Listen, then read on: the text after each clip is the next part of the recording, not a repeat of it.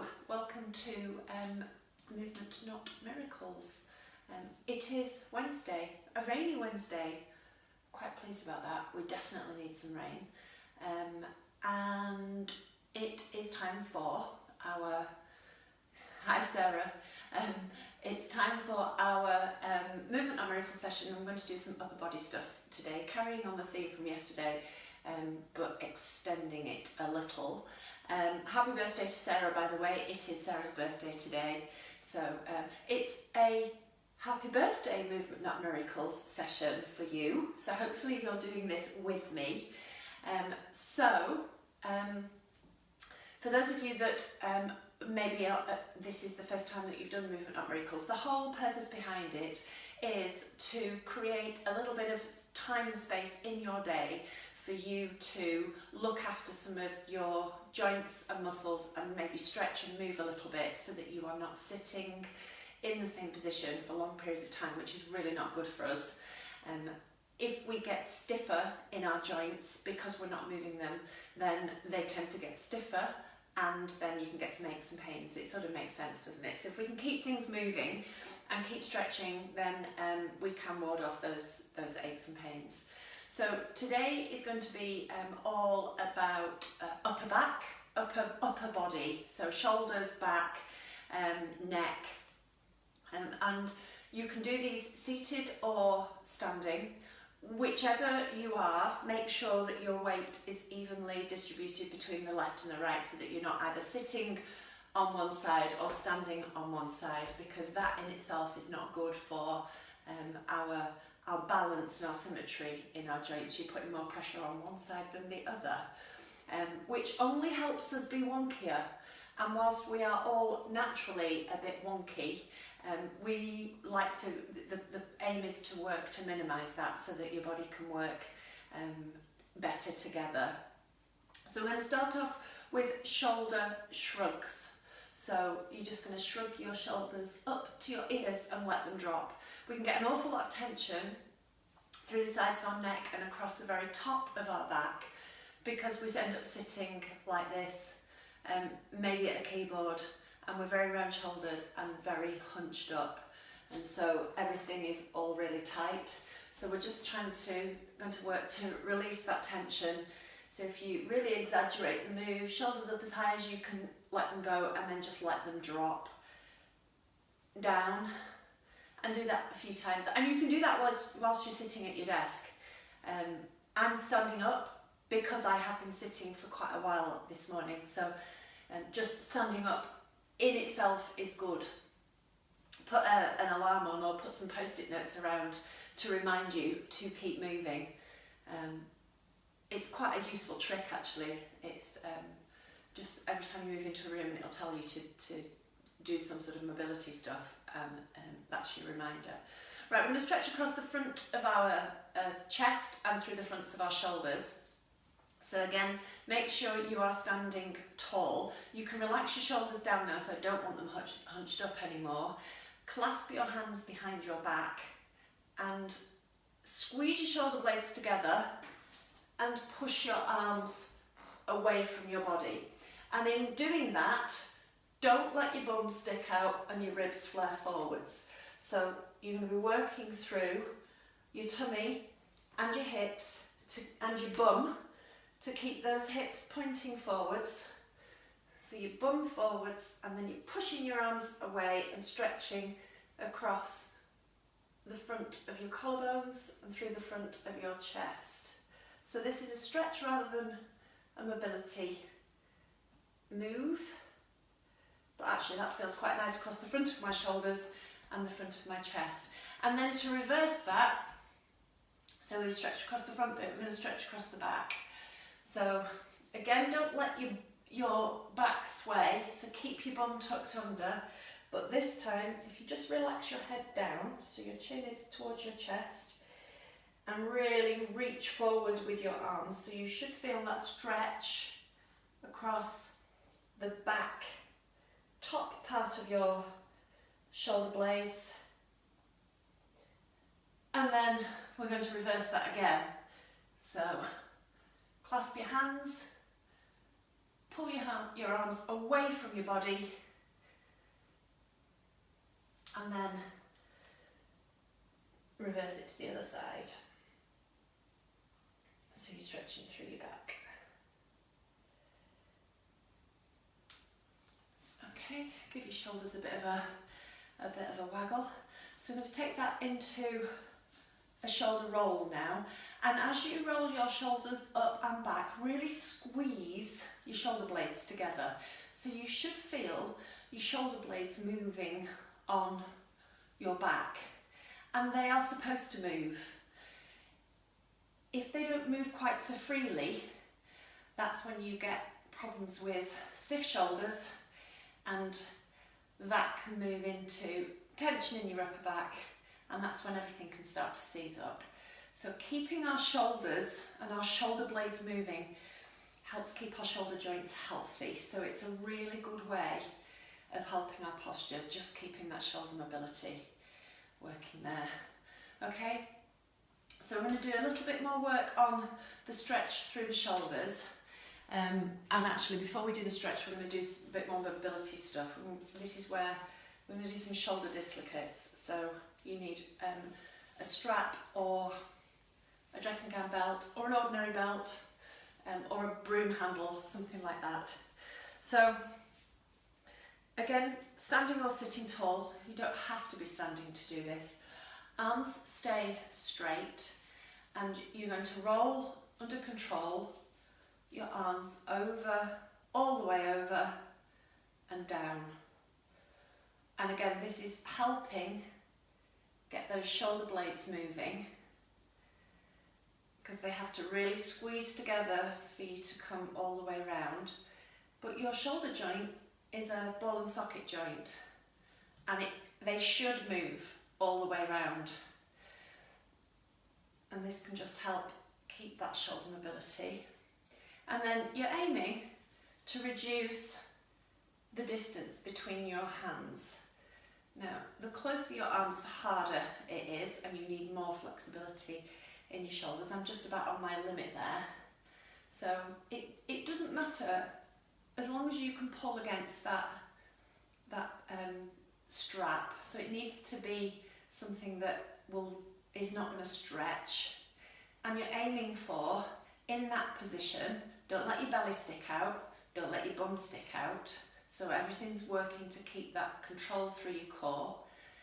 But also, if you think of really stretching that belt so your arms are straight. Now my shoulder blades are really squeezed there. That feels like a nice stretch for my upper back. And then in control, all the way down. So it's a controlled move, you're not forcing it, and you're aiming to keep your arms straight all the way through. So again, this is another really simple exercise that you can do whilst you're waiting for the kettle to boil, just to keep some movement in your shoulders. And I actually find it easier to get the full range of movement and that feeling of stretch when I've got something to pull against. It's the same action that you do when you're doing an overhead squat, which feels quite nice. Okay, get the idea? And then keeping the strap. Well, I need to keep the strap because I can't do this move on one side without. So now we're going to do a bit more of a stretch. So one arm goes up behind our back, as high as it will go. So for that to happen, you need to think about rolling that shoulder back. So again, you need to work through your shoulder blade. So you're going to get a deep stretch through the front of your shoulder, and then the other hand comes up and across the back to clasp your hand. So this hand that's up by my ear, you're going to stretch through your tricep, and you're aiming to push that arm back as much as you can. And the other arm, I'm trying really hard to get a grip. The other arm is high up my back. If I show you from behind. And you just relax into that stretch. The more you can lift this arm by your ear up, then the easier it is to get hold of your other arm. The stretch is quite strong in the front of your shoulder. If you can't reach your hands, so on the other side, my right shoulder is less flexible than my left. So I can only get this arm to about there, because this shoulder just is stuck. So again, I struggle to roll this shoulder back and down. It's just the way it is. It's had well, they've both had an operation, but this one, it didn't recover as well. So you can use the belt to help you pull against both hands. So if you get hold of the belt in one hand, exactly the same action, but this time I'm using this hand to pull my other arm, my right arm, up my back.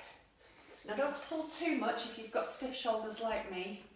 You're working so that you can get the stretch across the front and as much movement through your shoulder as you can, and this stretch through the tricep in the arm, my left arm that's up by my ear. So there should be as much of a bend in that elbow and that arm goes back. Don't let your bum stick out, remember.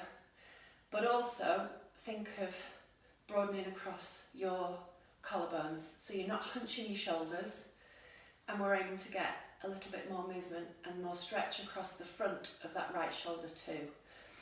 The idea when you use a belt is that you have as little gap between your two hands as possible, but do what you can do. It's more about getting the stretch than your hands absolutely reaching.